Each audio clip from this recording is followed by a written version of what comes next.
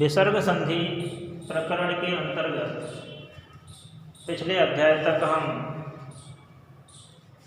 106 number के सूत्र तक से सिद्ध होने वाली रूप सिद्धियां और सूत्रों को पढ़ चुके हैं।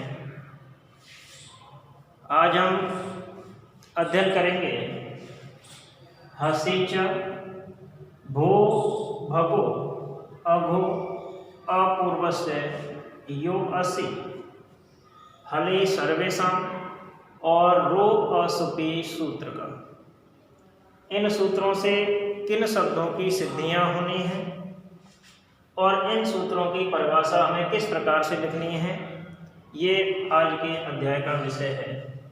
तो सबसे पहले हसी च सूत्र। हसी च सूत्र क्या करता है? तो सबसे पहले जब हम विकर्णन करते हैं तो हमें प्राप्त होता है हस और हस। हस प्रत्याहार है, हस प्रत्याहार का नाम है। तो ये सूत्र कहता है कि अपलुत अत से परे विद्यमान, अपलुत अत से परे विद्यमान रू के स्थान पर उ आदेश हो जाता है। क्या आदेश होता है? रू के स्थान पर उ आदेश हो जाता है। हस परे रहते होता है। कब होता है? हस परे रहते होता है। अर्थात कहने का तात्पर्य यह है कि पहले अपलुत अत, अपलुत अत से तात्पर्य है आ अथवा आ। तो पहले आ अथवा आ में से कोई एक हो, उसके बाद में रू हो और रू के भी बाद में हस प्रत्याहार का कोई वर्ण हो, तब रू के स्थान पर उ हो जाता है। जैसे सेवरू बंध, ठीक है। रू से पहले क्या है? आ है, अपलुत अत आ है, आगे बाद क्या है? रू है और उसके भी बाद वा हस प्रत्याहार का है। इस स्थिति में रू के स्थान पर क्या हो जाएगा? उ हो जाएगा। किस सूत्र से? हसी च सूत्र से। तो हम इसको आगे लिख सकते हैं कि अर्थात पहले क्या हो? आ अथवा आ में से कोई एक होना चाहिए। पहले आ अथवा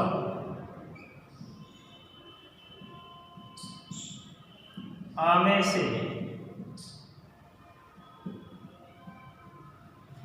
कोई एक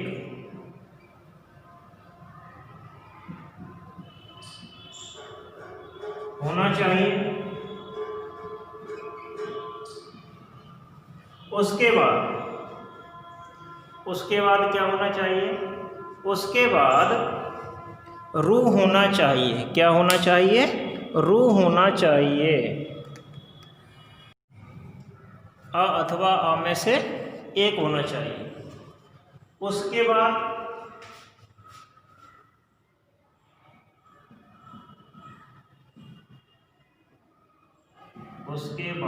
क्या होना चाहिए?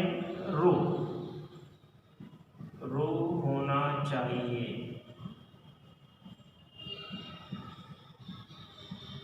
क्या होना चाहिए? रू होना चाहिए। और उसके भी बाद हस प्रत्याहार का कोई वर्ण होना चाहिए। तथा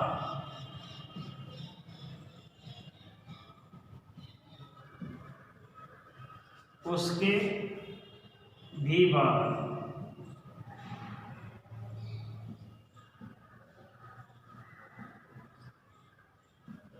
हस प्रत्याहार का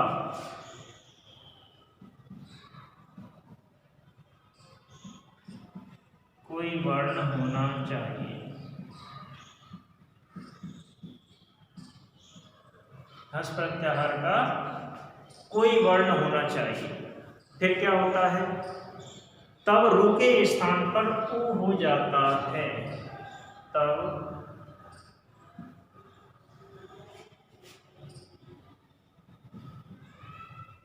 रू के स्थान पर इस सूत्र से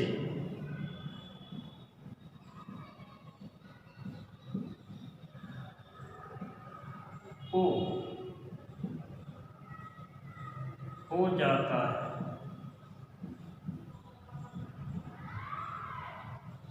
ठीक है, तो सबसे पहले हमारे पास क्या हो, आ अथवा आ में से कोई एक वर्ण। अपलुत अत से तात्पर्य है आ अथवा आ में से कोई एक वर्ण। उसके बाद रू हो, जैसे इस उदाहरण में है, और उसके भी बाद हंस प्रत्याहार का कोई वर्ण हो, तब रू के स्थान पर इस सूत्र से ऊ हो जाता है। यही इस सूत्र का कथन है। आगे सूत्र है भो अघो। भो भगो अघो अपूर्वस्य यो असी। ठीक है, तो इस सूत्र से जो सिद्ध होगा वो क्या होगा, सेवो वंध्य शब्द। सेवो वंध्य, इस शब्द को सिद्ध करने के लिए हसीच सूत्र की आवश्यकता हमें होगी। शिव वंद्य अर्थात शिव वंदनीय है। शिव कैसे हैं, वंदनीय है, वंदना करने योग्य। अब सूत्र है भो भगो अघो अपूर्व से यो असी सूत्र। ये सूत्र क्या कहता है कि भो भगो अघो तथा अवर्ण पूर्व वाले रू के स्थान पर अस परे विद्यमान रहते या हो जाता है।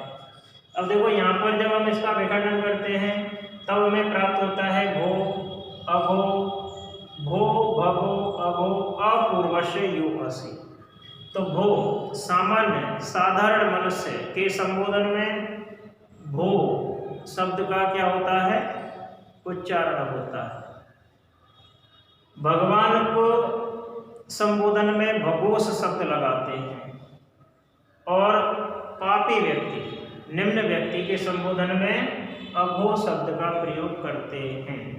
ठीक है, तो यह सूत्र कहता है कि भो भगो अघो तथा अवर्ण पूर्व वाले रू के स्थान पर अस परे विद्यमान रहते यकार हो जाता है। क्या हो जाता है, यकार हो जाता है। जैसे देवा इह या देवा इह, तो देवारू प्लस इह, इस प्रकार की स्थिति हमें मिलेगी। तब इस स्थिति में रू के स्थान पर क्या हो जाएगा, यकार हो जाएगा। क्या हो जाएगा, यकार हो जाएगा। सूत्र प्रयोग करेंगे हम भो अघो भो भगो अघो अपूर्व से यो असी सूत्र। भो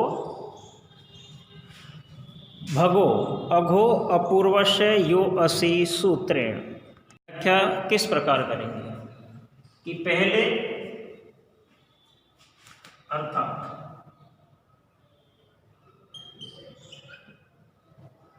पहले भो भगो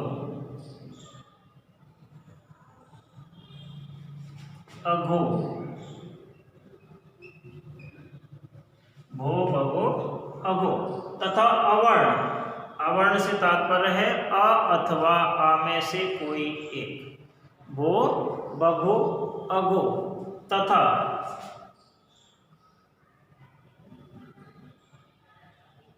अ अथवा आ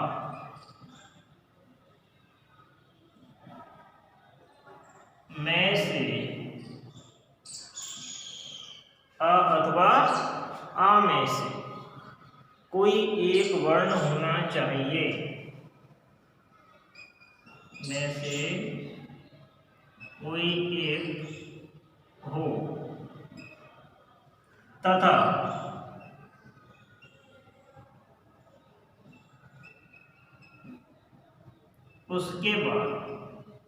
उसके बाद क्या हो, रू हो। क्या हो, रू हो।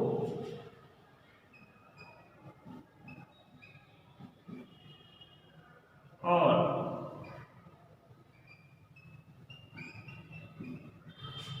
उसके भी बाद क्या हो, अस परे विद्यमान। अस प्रत्याहार का कोई वर्ण विद्यमान हो। क्या विद्यमान हो? अस प्रत्याहार का कोई वर्ण विद्यमान हो।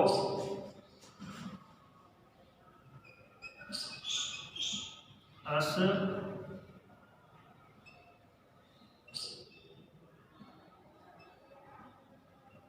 प्रत्याहार का कोई वर्ण हो, यानी अस प्रत्याहार हो, तब क्या होता है?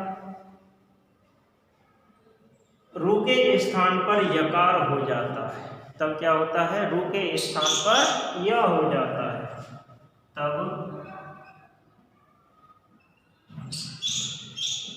रू के स्थान पर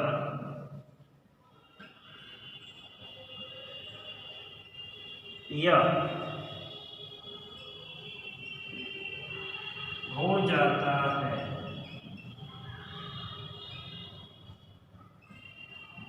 ठीक है, हमें ध्यान क्या रखना है कि सबसे पहले हमारे पास भो, अघो, भगो, अघो तथा अ अथवा आ में से कोई एक, जैसे यहाँ आ है, ठीक है, उसके बाद रू हो तो रू है, और उसके भी बाद अस प्रत्याहार का कोई वर्ण हो तो ई अस प्रत्याहार के अंतर्गत आता है। तब रू के स्थान पर इस सूत्र से यकार हो जाता है। रू के स्थान पर क्या हो जाएगा? यकार हो जाएगा। ठीक है, अगला सूत्र है तो देवा इह और देवा यह, इन दोनों शब्दों की जो सिद्धियां हमें इसी सूत्र से प्राप्त होंगी। जैसे देवा ये या देवा इह, इन दोनों शब्दों को सिद्ध करने के लिए हमें इस सूत्र की आवश्यकता होगी। क्या होगी? इस सूत्र की आवश्यकता। देवा इह और देवा इह शब्द दोनों इस सूत्र से सिद्ध हो जाएंगे। अगला सूत्र है हलि सर्वेशम। हलि सर्वेशम सूत्र क्या कहता है कि हल परे विद्यमान होने पर भो, भगो, अघो, अवर्ण पूर्व वाले यकार का लोप होता है। क्या होता है? लोप होता है। तो देखो पहले भी बताया जा चुका है कि भो, भगो, अघो ये क्या है? ये शब्द है। ये तीनों ही शब्द संबोधन के लिए प्रयुक्त होते हैं। भो शब्द साधारण लोगों के संबोधन में, भगो शब्द भगवान को संबोधन के लिए, और अघो शब्द नीच या पापी व्यक्ति के संबोधन के लिए प्रयुक्त होता है। तो ये सूत्र कहता है कि हल परे होने पर भो, भगो, अघो, अवर्ण पूर्व वाले यकार का लोप हो जाता है। अर्थात पहले क्या होना चाहिए? अर्थात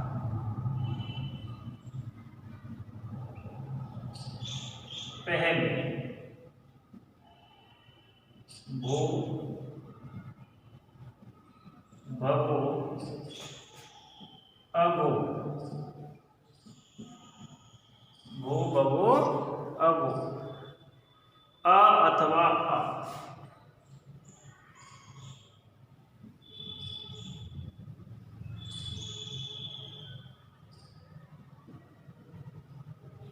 में से कोई एक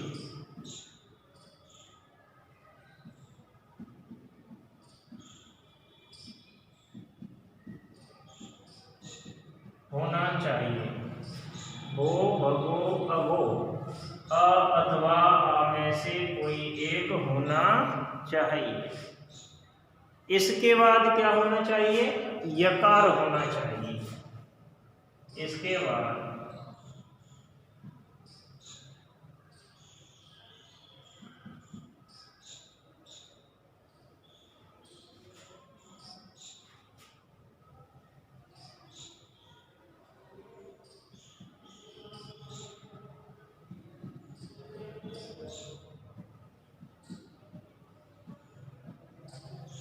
यकार होना चाहिए। क्या होना चाहिए? यकार होना चाहिए। और यकार के भी बाद तथा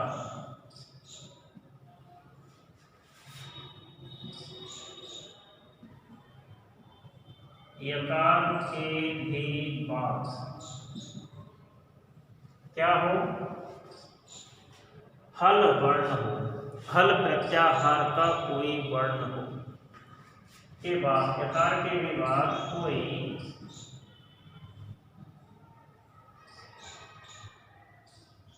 हल यानी कि व्यंजन,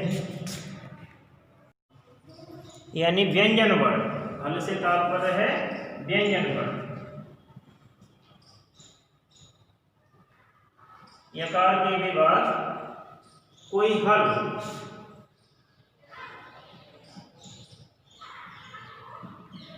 वर्ण हो, तब क्या होता है, हल वर्ण होने पर तब यकार का लोप हो जाता है। क्या हो जाता है, तब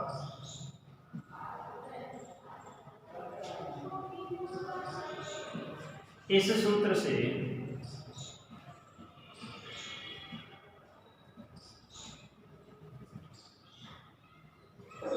यकार का लोप हो जाता है।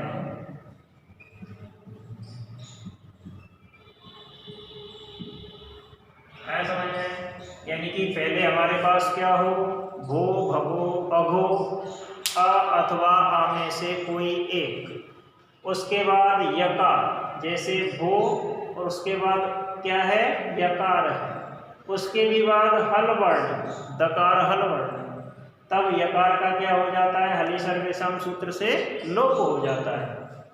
ठीक है, भो भगो और अघो तीनों शब्द संबोधन के हैं। भो शब्द साधारण लोगों के संबोधन में, भगो शब्द भगवान के संबोधन में, और अघो शब्द नीच या पापी व्यक्ति के संबोधन में प्रयुक्त होता है।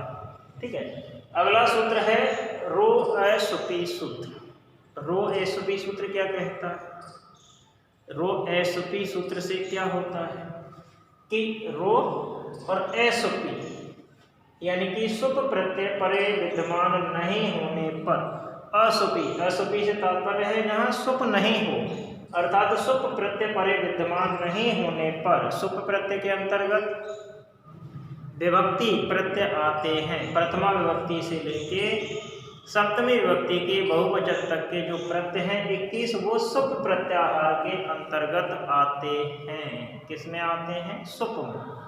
तो सुप प्रत्यय परे विद्यमान नहीं होने पर अहन शब्द के ना के स्थान पर रेफ होता है। रेफ से तात्पर्य है रकार, रेफ से तात्पर्य है रकार। कब होता है, जब कोई विभक्ति प्रत्यय परे नहीं होता है, अहन शब्द के बाद। किसके बाद, अहन शब्द के बाद। जैसे अहन, अहन इस स्थिति में, तो देखो अहन के बाद अहन है, कोई विभक्ति प्रत्यय नहीं है, तब इस नकार के स्थान पर क्या हो जाएगा, रकार हो जाएगा। तो ना के स्थान पर रा और इस ना के स्थान पर भी रा।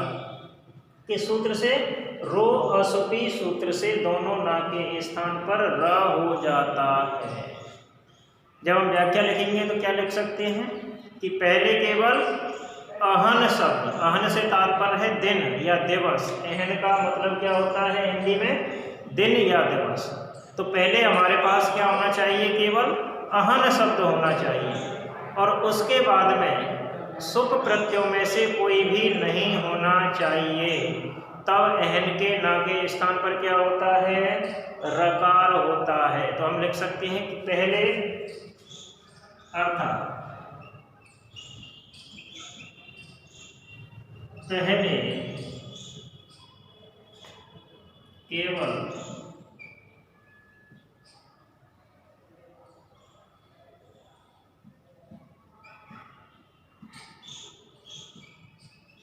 अहन शब्द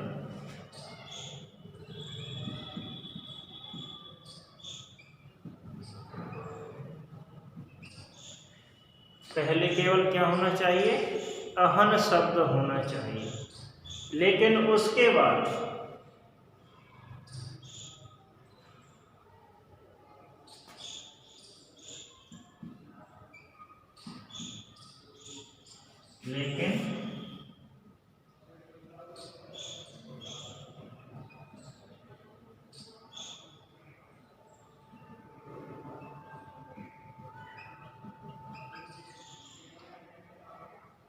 एहन के बाद क्या नहीं होना चाहिए?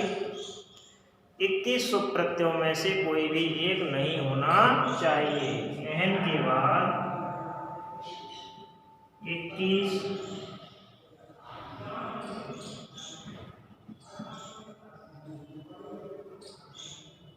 सुप प्रत्ययों में से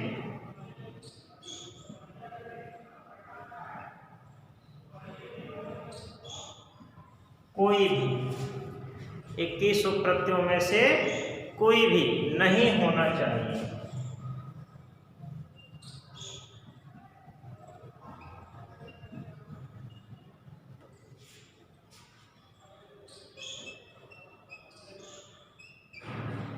तब क्या होता है? 21 सुप प्रत्ययों में से कोई भी नहीं होना चाहिए। तब एहन के नकार के स्थान पर र हो जाता है। तब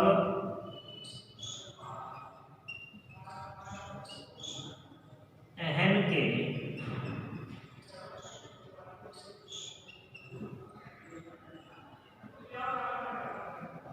न के स्थान पर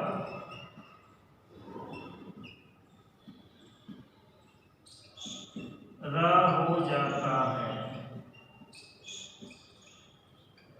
तो देखो सीधा सा है सूत्र कि पहले हमारे पास केवल एहन शब्द, एहन से तात्पर्य है दिन या दिवस, एहन होना चाहिए। उसके बाद यानी एहन के बाद 21 सुप प्रत्ययों में से कोई भी नहीं होना चाहिए। 21 सुप प्रत्ययों में से कोई भी नहीं होना चाहिए।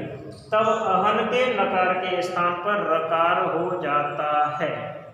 इस प्रकार से इन चारों सूत्रों की व्याख्याएं हैं और इनसे सिद्ध होने वाले रूप सिद्धियों को हमें करना है। आगे के सूत्रों के विषय में अगले अध्याय में जानकारी प्राप्त करेंगे। धन्यवाद।